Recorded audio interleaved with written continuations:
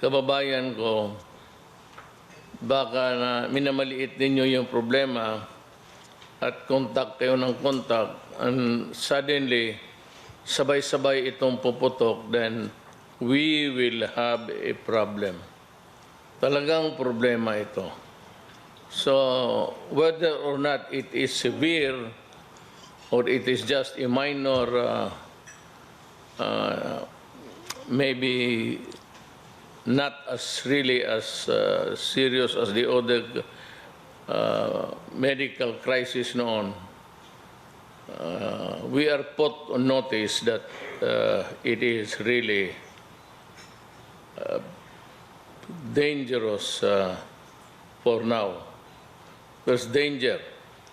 So, kayo, if you want to test the waters and end up getting sick, well, kasi ang sinasabi namin, huwag kayong magdumabas muna ng bahay.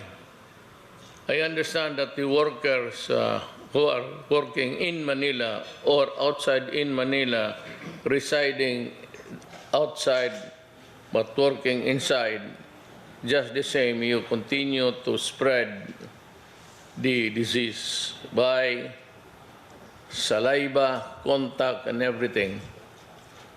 So, kung hindi kayo magtulong, medyo mahirapan tayo dito pagka baka sabay-sabay puputok to. The problem is really economy. Yung sanang mga malalaking enterprises dito, maybe you can consider paying the 13-month pay or just paying them baski kalahati sa sweldo nila kung walang trabaho, as a way of showing your solidarity with the Filipino at this critical time. Or food. Ito namang food, si Rudy will have to go around yung mga ano siguro role, can utilize all vehicles of government available. You just go around and maybe asking if there is somebody starving or in need of food. What I would like to assure you, ang ano dito is saan kami kukuha ng pagkain pag hindi kami lumalabas. Now, it behoves upon the barangay captain. Ito mga barangay captain, makinig kayo. This is a mandatory duty. It does not have to have a law because the proclamation itself suggests that there is really a need for you to work with government. And if you violate this, then you can be liable for dereliction of duty or other regulatory measures which you are supposed to do, and do not do it, and then you violate it. The barangay captain should call a number and at least food, rice and some yung ulam, pwede ninyong ibigay sana para sa ating mga kababayan. Now, I have been assured by Ramon Ang mismo of San Miguel and the other food conglomerates that there will be sufficient food, that there will be no hunger in the coming weeks because we have enough supplies. I was assured in a text, I forgot who got, sino yung may text? Sa aid ko. Nandyan sa iyo. Bong, pakibasa mo ng Bong.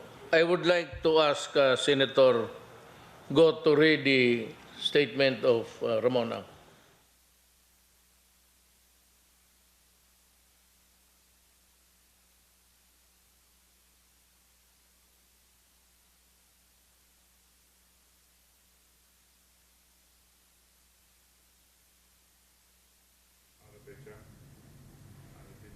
All right, we're not sure if that is the end of the President's message, but that was a... Okay, we go back to Malacanang to now. Mr. Ramon Ang for his good grasp of the problem. Kung nakuha niya. It's not a matter of food, it's not a matter of getting back your capital, it's not a matter of business. It is a matter of helping one another. Mukhang it leaves a bad taste in the mouth, but and I'd like to mention the big companies. Yung malaala ko lang, we have our I know that meron tayong undercurrent. But that is not a personal one for you and for me, but it's one for the people. It was an issue of people's interest. But I'd like to address yung mga mayayaman. Like for example, well, ikaw, Pangilinan, and the Ayalas, and sila Quezon sa itong mga big companies, Robinsons, you might be able really to alleviate the situation by just understanding also the plight of the workers who are not working now and lawfully are not really in a position to demand. But I said, kayo na lang umiintindi. And if you try to help, kindly tumulong na lang kayo. I will designate somebody after this meeting because there will be changes in the structure. Hindi naman nagbago. Hindi ang structure lang ng task force. So, with that, may I be allowed to just read my speech or my talk with the people of the Republic of the Philippines. My dear countrymen, as of 9 p.m. today, the confirmed cases of COVID-19 in the Philippines has risen to 140 with a death toll of 12.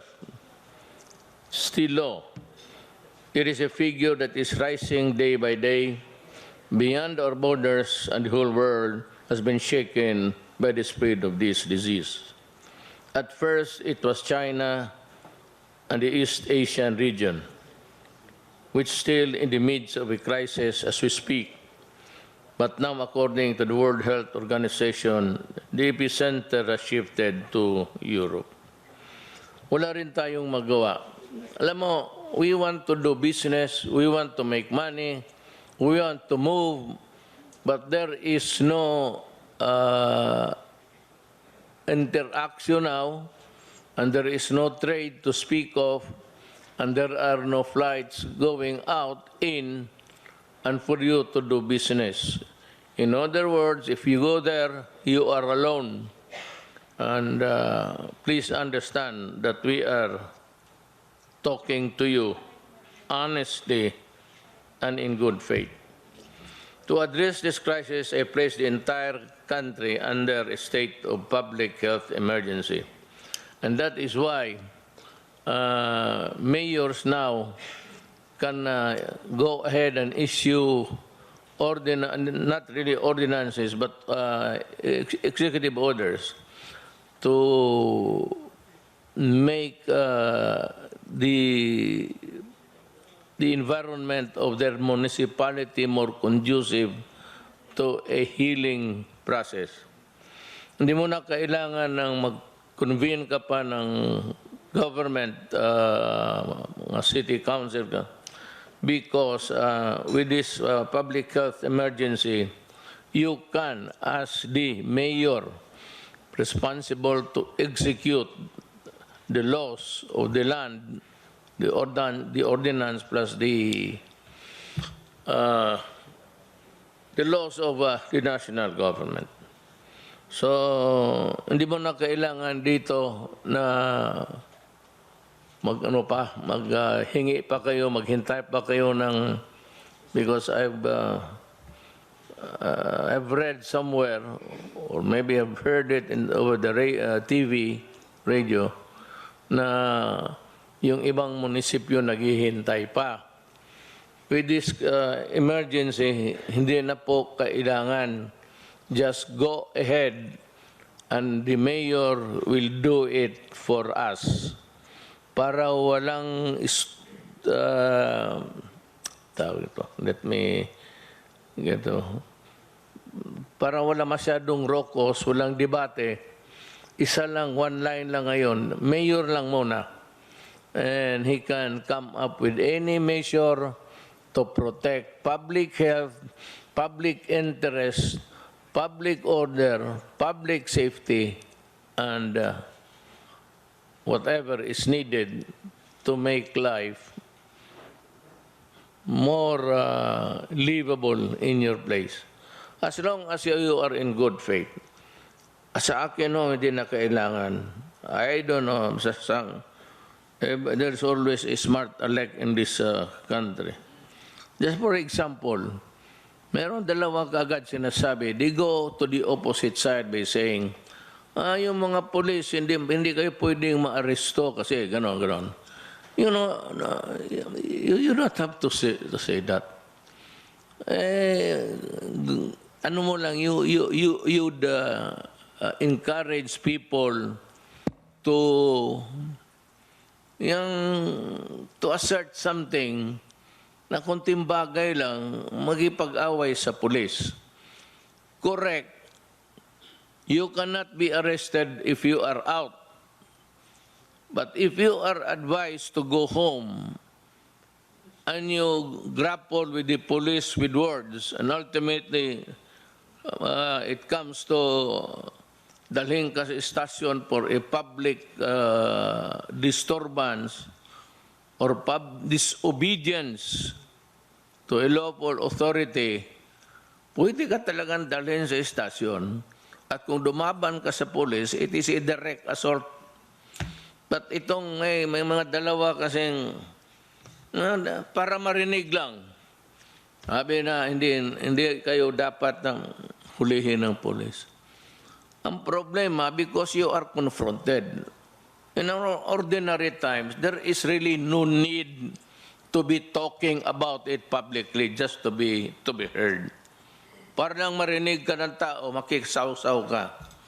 Ayaw mo magpaiwan sa mga isyo, so gusto mong sumali rin para marinig ka, meron akong contribution. Ito yan, ha. Huwag mong ganunin ang tao. Just say, obey. Kaya kung sabihin mo, hindi ka pwedeng hulihin, hindi ka pwedeng and then you are advised and you become a hothead, makipagtulakan ka sa pulis, kung sabihin ka dito ka magdaan, dito ka, huwag kang pumunta dyan because you are not allowed, there is now a ban. Tapos upon the advice of this mga tao talaga na ayaw ang pahuli. Alam na mga tao, bright kayo. At alam ninyo, bright kayo. Mga tao lang pati kayo. Hindi kami kasali. You seem to give a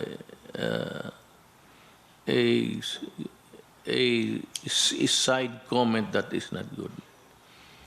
Instead of saying na hindi ang pulis, sabihin mo, sumunod kayo sa mga pulis because ang pulis kumukuha ng order dito sa itaas. Kami naman, ako sa itaas, ayaw ko. I hate it. Ayaw ko makipag-ano sa kapwa ako tao. But the problem is there is a crisis. So you have to obey. Eh, hindi naman sila eh. Hindi naman sila maging presidente. Hindi naman sila sinabi sa batas na sila ang magdala ng laro dito pagkapanahon ng ganito, it's the executive department. So, better if you give an order, make it milder and more acceptable and not cause a parang mairita yung mga police pati military na sabihin mo na ganun. Hindi naman kayo. It's not you. It is the military commanders that they will obey. Remember, this is an emergency. And during an emergency, tumabi kayong lahat and give it to the people who are responsible for protecting the country, alleviating the suffering, and enforcing public order. Starting to address this crisis, I placed the entire country under a state of public health emergency. Ito nga po, kasali na ang mga mayor dito. No need of an ordinance. Go ahead and enforce the laws that are laid down by the national government and the laws that are already in the penal statutes, in the books, and made a pronouncement last Thursday approving the placement of the National Capital Region under community quarantine. Itong other countries, because of the sensitivity of the Filipinos, maraming kasi hindi magkaintindihan ang task force. They wanted it more acceptable sa libro lang man, but actually in other countries, it's really a lockdown. So, dito muna tayo, paano natin mapigilan ang contagion? Kung sige kayo labas ng labas, tapos you mingle with the others, makita mo naman the crowded queues that are being created by ang gustong sumakay. No. Whether you like it or not, you have to be near people.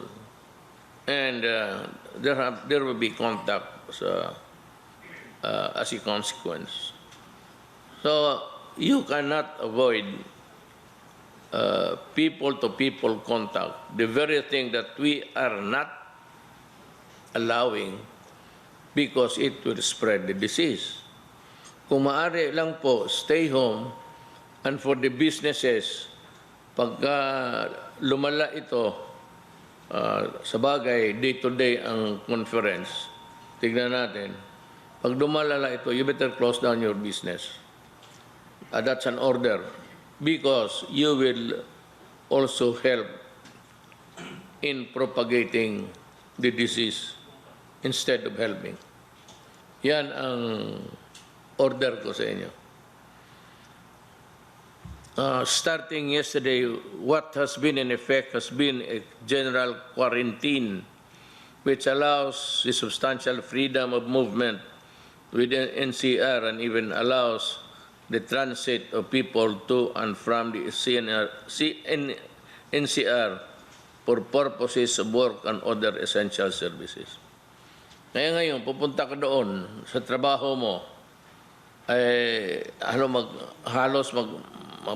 whether you like it or not, it's a working place, you are there. Pag inatsi ka, makuha ng lumilipad yung the virus. Sabi nila, yung virus, kinokorek ako. I would like to pronounce it, kasi galit ako. Sabi ko, saan itong virus na ito? So, ganoon na lang, ang tawag ko sa kanya, kasi galit ako, virus. Well, lumilipad yan everywhere, especially in cramped and not well-ventilated places. So you run the risk of going home, giving it to your children, and then your children the next day will play with other children. We cannot really control the contagion perfectly. We want it to be perfect, but there will be the downsides. Food, yung isa. Yung isa naman yung sweldo ninyo. Kaya kung nakikiusap sa malalaking negosyo, magtulong na lang kayo at yung mga suppliers ng dito sa mga sari-sari na manggaling sa inyo, kindly help so that there is at least a economy working around. Kung if this can be done by your skeletal force. Huwag yung lahat, yung mag-assign lang kayo ng mga tao na kukunti to minimize at least kung ilan lang ang lalabas with the social distancing, ay baka mapababaan natin itong delikado na sitwasyon. Isa naman, we have the DSWD under General Bautista. Siya yung mag-ikot through the barangay captains. Barangay captains, you have mabigat itong trabaho ninyo ngayon. Pareho tayo. I am not saying that you should work also. No, you are mandated to work. So, dito, ang para isang linya lang, General Bautista, o si Secretary Bautista, nag-retire na ito.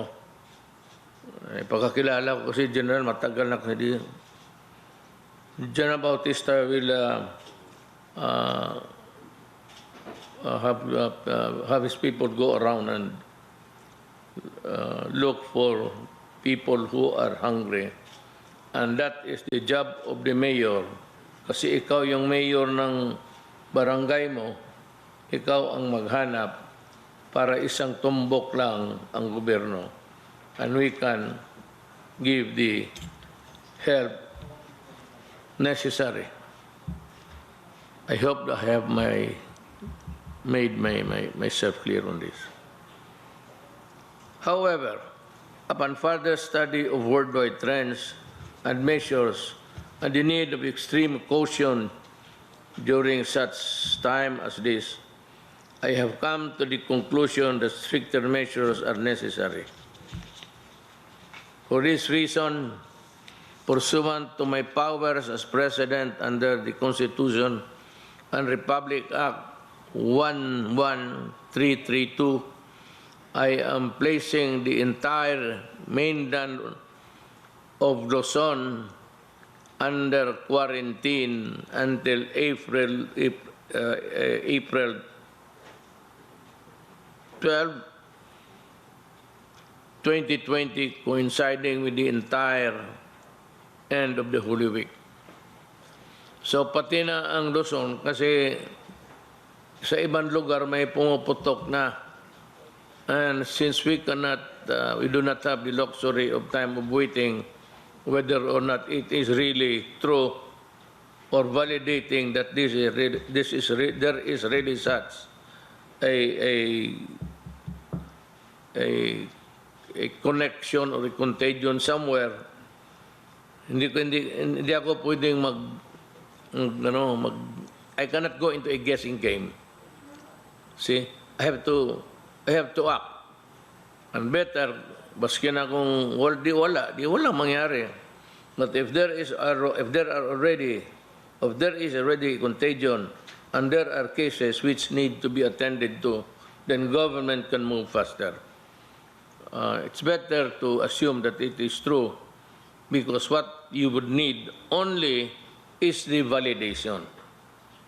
At makagalaw na kaagad tayo. But let me make this clear. this is not martial law.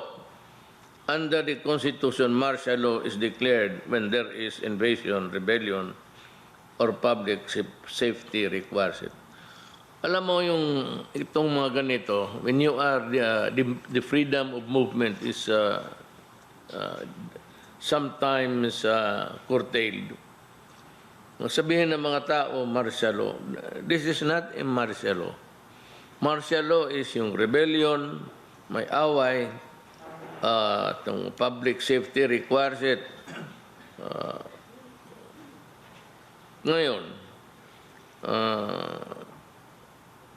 kung may invasion, ganon rin, martial law. But wala dito, walang invasion, walang rebellion, and public safety does not, public safety requires it. Itong but-an kasi, so hindi ito kailangan natin. Hindi ito martial law, huwag kayong matakot, walang magdi-display ng baril dyan, except yung mga member ng armed forces o police. Ang kalaban natin pag martial law ay ang mga tao na sumasalakay at naghihimagsik. Pero sa panahong ito, ang kalaban natin ay tayo at ang sakit na COVID. But let us make no mistake, we are in the fight for the lives. We are at war against a vicious and invisible enemy, one that cannot be seen by the naked eye. In this extraordinary war, we are all soldiers. Lahat po tayo ay sundalo sa digmaan nito. Bata man o matanda, lalaki o babae, bawat Pilipino, anumang estado sa buhay, ay maituturing na sundalo sa digmaan na ito.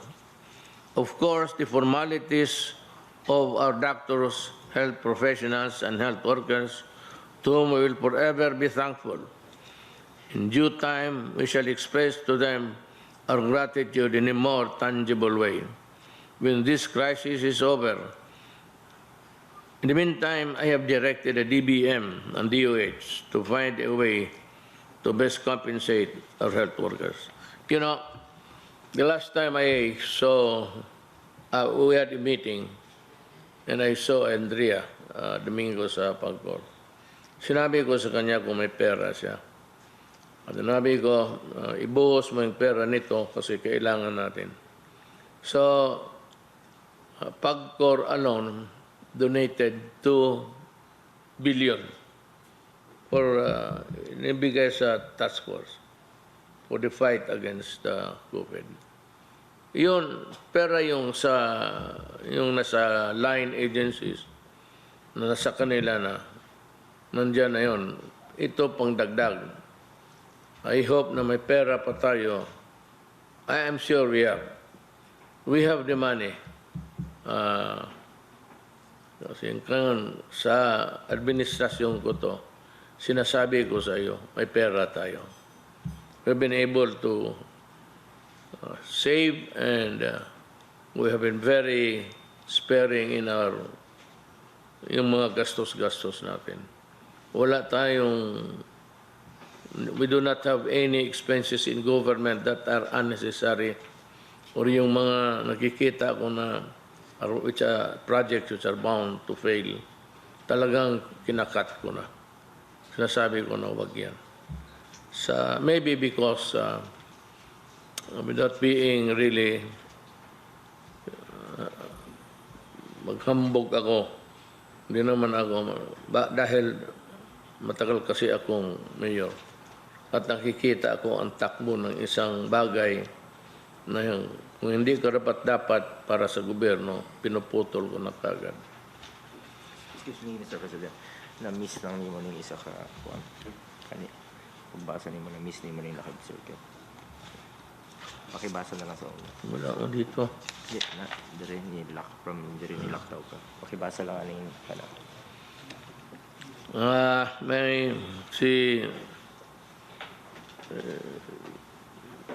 si Senator Goma, he has very sharp eyes. And kailangan basahan ko ito, nakaligtaan ko raw. It will be an enhanced quarantine during which the movement of everyone will be significantly limited. Work in public and private sectors shall be limited to a work-at-home arrangement. If such an arrangement is not feasible, kung pwede mo matrabaho ito, tingi sa bahay mo, okay. Pero kung wala na, if you have no choice, you have to stay home. You have to contribute to the fight. Lahat tayo may contribution. Ako, ikaw. Lahat tayo magbigay ng kanya-kanyang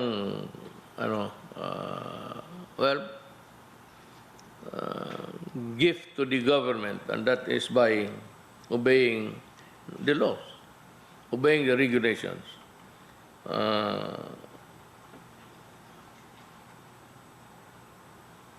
Everyone will stay at home, leaving their houses only to buy food, medicine, and other basic necessary for survival in the coming days.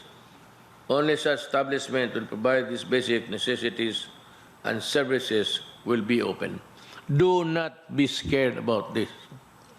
Huwag kayong matakot na ganito. Pwede man kayong lumabas, isa, bili ng pagkain, and if the eateries and the mga restaurants, mga karinderya are able to operate, so by all means, ang dito is huwag kayong mag-isa-isa. Total yung naman luto, mantika, yan eh. Kung may mantika ka dyan na bumubula, pakibuhos na lang yung virus dyan sa pagtaragis na kaya. Kaya I'm not changing galit ako sa virus na yan. My fellow Filipinos, I fully understand the apprehension that you feel, and I know that it will be difficult to many of us in the next few days while this quarantine is in effect. Huwag kayong matakot. Ako na nagsasabi sa iyo, huwag kayong matakot, at kung yung barangay captain ninyo ay tatamad-tamaran, siya ang puntahan ko. Remember, if there is a barangay captain who does not fulfill his duty in going around and trying to find out how the citizens are faring, if you are afraid to die of COVID-19, then you have no business being a barangay captain. Kami naman dito, ang military, which the coming days, sila rin, kung maglala ito, then kami, together with the rest of the military and the police, kung mamatay kami, kung pwede magdasal kayo, magdasal kayo sa amin. Pag ayaw mo rin, wag na lang. Okay lang. Yung mga kaibigan namin sa kabila, total, magkita man tayo sa impyerno balang araw. My fellow Filipinos, resume nakabalik kayo. Dali lang. Putol. Okay. Dito na naman. This come in chapters. All we have is a responsibility to fight this disease and prevent it from spreading to our fellow men. The social distancing measures. Yung pagdistansya mo, kanina nga, pagdating ko, gusto kong makipagdamano kay Secretary Guevara. Tinanggihan niya ako. Tinago niya yung kamay niya sa dibdib niya. Ibig sabihin, ayaw niya. Sige. Ayaw niyang mahawa.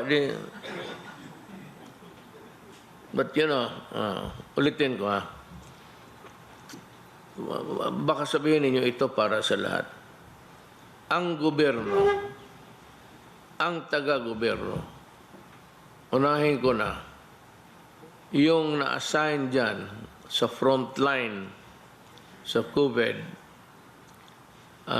if you are there assigned, and if you feel that you are not ready to maybe have the problems of being sick, you can tell your superior. We will have, pagka wala na kasing iba, kung takot na lahat, ang papasok, ang armed forces pati ang police. Sila yung magdala. And sabi ko nga, kung mamatay sila, I would also like to join them para walang masabi ang tao. Ba't kami lalabasin? Ako, lalabas ako. You will see me. Ay, lalabas ako. Hindi ako maniwala niyang kasi ako may ibang doctrine ako sa buhay, and that is kung panahon ko na. Either COVID, bala, crash, o ano man. Hindi ako mag-survive ng COVID, hindi ako karapat-dapat maging mayor dito sa Pilipinas. We all have a responsibility to fight this disease and prevent it from spreading to our fellow men. These social distancing measures are necessary to kill the adversary. Huwag kayo masyadong tama I congratulate Secretary Guevara for being ever conscious of the danger. Actually, it's danger. Uuwi siya sa bahay maya, tapos sa mga anak niya. So, bantay kayo kasi pag uwi ninyo, kung saan kayo na dikit-dikit yung mga pawis ninyo, yun na, bipila kayo. Kayong mga may negosyante, slow down, tone down your business, or if possible, entirely stop cessation muna sa operation. Total ilang araw na to. Kasi yung incubation is 14 days eh. So itong 14 days, malaman na natin kung ilan pa ang madagdag. Mag-ano lang kayo. Cooperate. Total para ito sa ating lahat. Our response therefore is to not leave any quarter of our enemy by preventing close contact. The only way to ensure this effectivity at this time is to put in effect the enhanced quarantine that I have described to last until April 12 or earlier once we acquire further information warranting the relaxation of the measure. Titignan, kaya sabi ko everyday, nung sinabi ko everyday, sila, medyo nakasimangot, sabi ko lahat ng cabinet member, si Bilio, medyo sad face. Kasi, ewan ko kung saan siya maglakad. But the problem is, I said, bayad tayo ng tao at ipakita natin ang katrabaho tayo. So we meet every day to assess at bilang.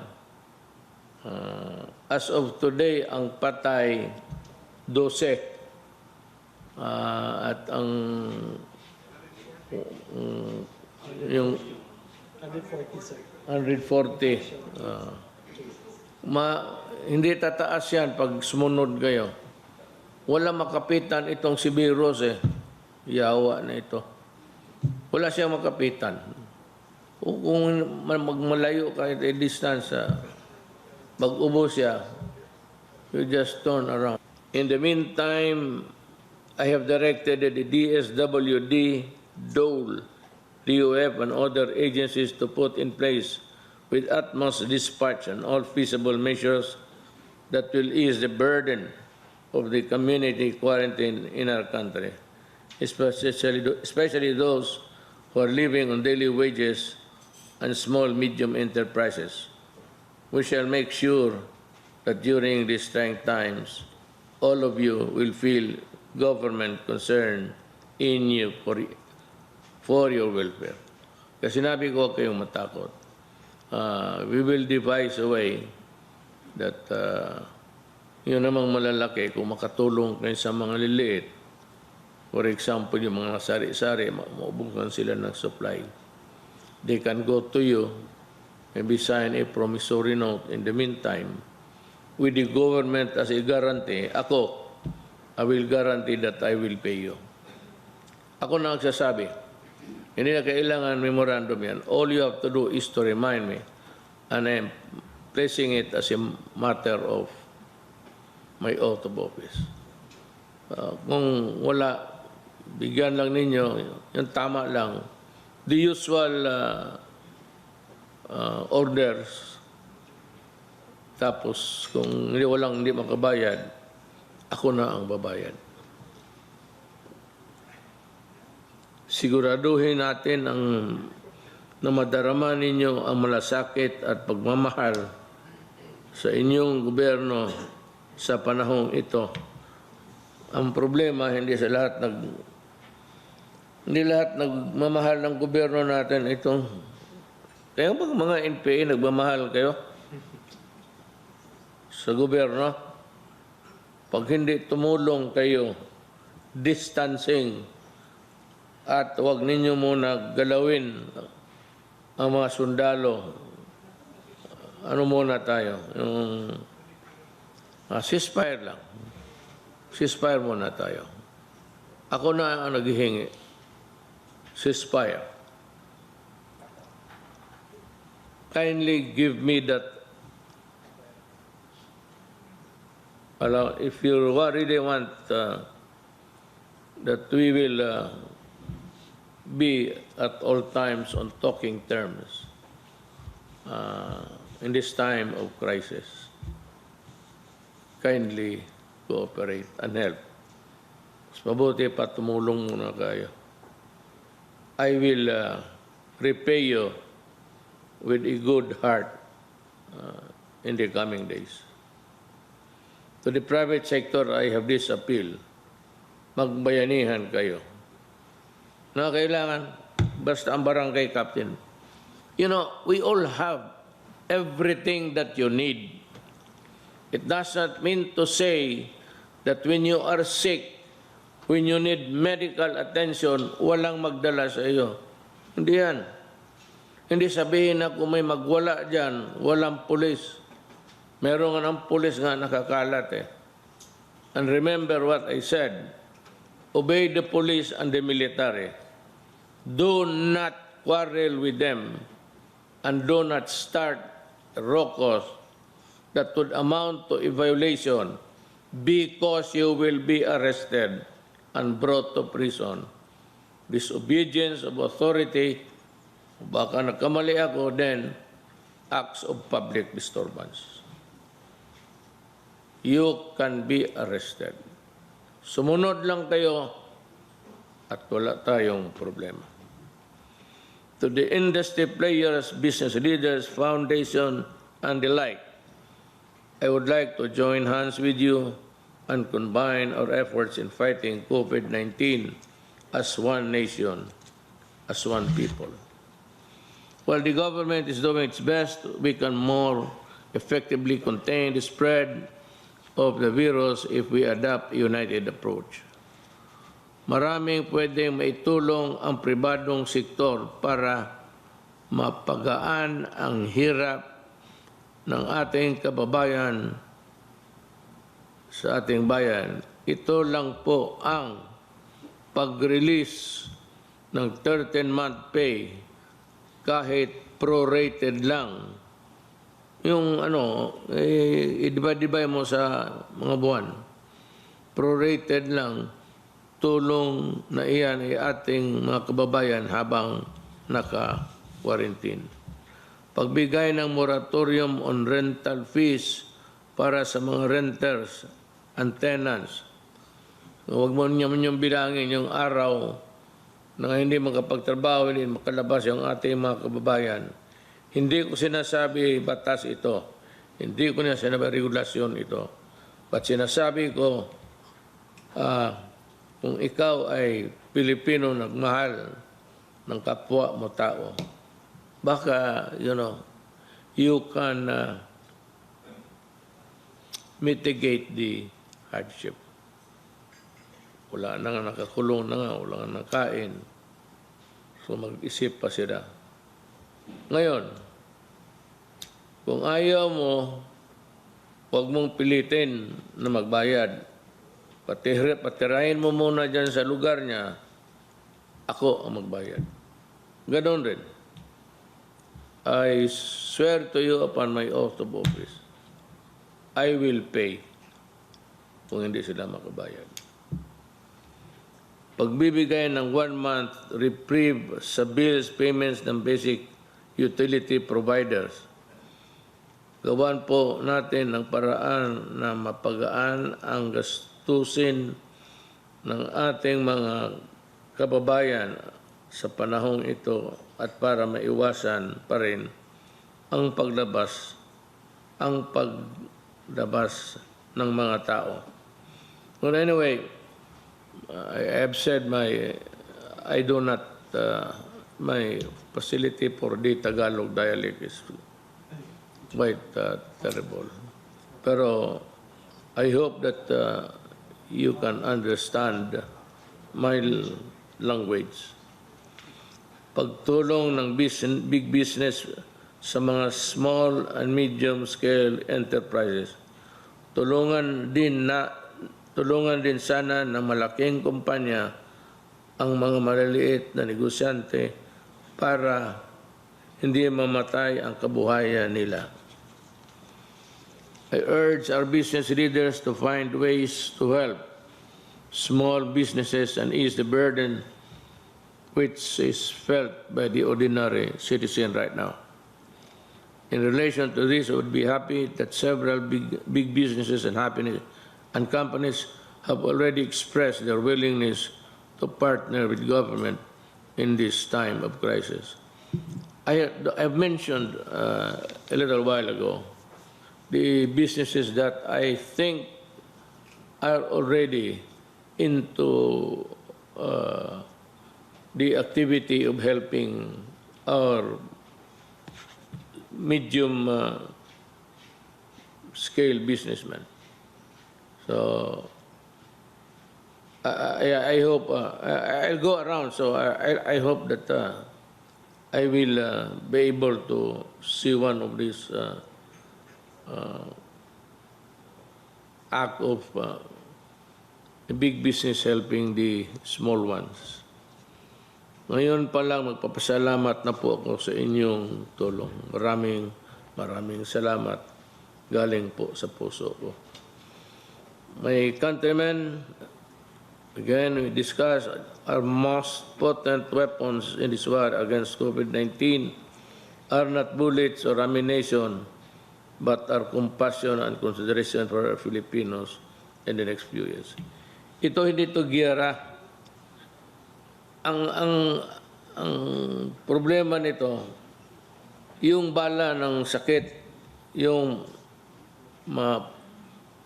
mag-atching, mag-ubo, tapos whatever that will pass. Yung iba naman maghawak. Ito hindi ako nagpapatawa, ha?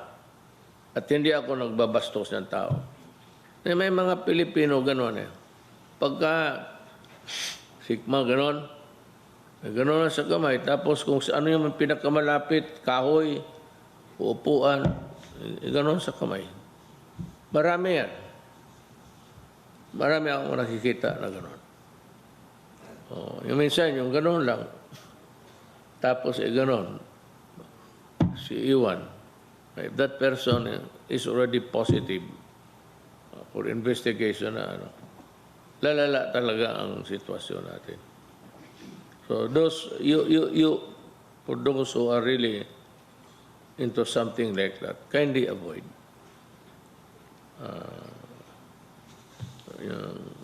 Yung bastos na gawin. Walang iba yan. Bisaya yan, binastos. Hindi ba naman dapat gawin yan? And those are the things that you should do para hindi Our countrymen are most potent weapons in this war against COVID-19. Wala naman to. As I have said before, they are not our enemy. They are simply to ensure the movement of every person during the next few weeks. We'll be consistent and we will not derail our collective efforts against the disease. Again, do not fear. Wala kayong katapat-takutan sa military pati police. They are just there to execute order. Hindi naman nila order. Order dito sa itaas yan, dito sa amin. So, inuulit-ulit kasi yung reminder. You should love your military man. Namamatay na nga yan sa gera. Kita mo, uuwi na doon sa kanila, kabaong na lang. You should feel for your soldiers and policemen. They are not your enemies. Though sometimes, if you are a criminal, or if you do something, I said, which is not in consonance with the public good, masita ka. But I said, those are the things that can happen in a democracy.